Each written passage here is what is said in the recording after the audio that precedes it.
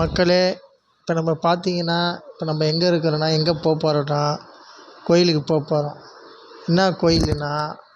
என்ன கோயிலுனா அய்யனாரப்பன் அழகர் கோயில்.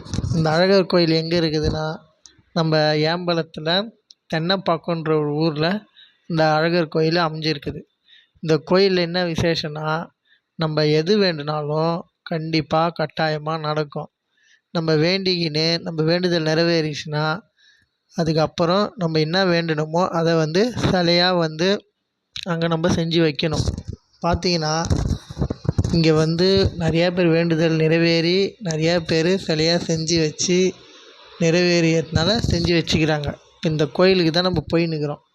இந்த கோயில் புதுச்சேரியிலேருந்து 16 கிலோமீட்ரு, கடலூர்லேருந்து கரெக்டாக 8 கிலோமீட்ரு, விழுப்புரத்துலேருந்து வந்தீங்கன்னா கரெக்டாக 40 கிலோமீட்ரு. ஆனால் புதுச்சேரியிலேருந்து வந்தீங்கன்னா உங்களுக்கு கிட்ட தான். தென்னம்பாக்கத்துலேருந்து பார்த்தீங்கன்னா உள்ளே போனீங்கன்னா ஒரு 1.5 கிலோமீட்ரு அளவு தான். அங்கே சுற்றி வயல்வெளி 2 பக்கமும் வயல்வெளிக்கு மத்தியில் நடுவில் தான் இந்த கோயில் அமைஞ்சிக்குது. இப்போ இந்த கோயில் பார்த்தீங்கன்னா நம்ம என்ட்ரன்ஸில் இருக்கிறோம், உள்ளே போகிறோம். உள்ளே பார்த்தீங்கன்னா இதுதான் கோயில். சுற்றி பக்கத்தில் கடைங்கள்லாம் இருக்குது. இந்த பக்கமும் கடை, இந்த பக்கமும் கடை. திங்கட்கிழமை ரொம்ப விசேஷமாக இருக்கும். இன்றைக்கி சாதா நாளுன்றதுனால, வெள்ளிக்கிழமைன்றதுனால கொஞ்சம் கடைங்கள்லாம் நார்மலாக இருக்குது. இதுதான் கோயில் என்ட்ரன்ஸ். இப்படி தான் இது உள்ளே போகணும்.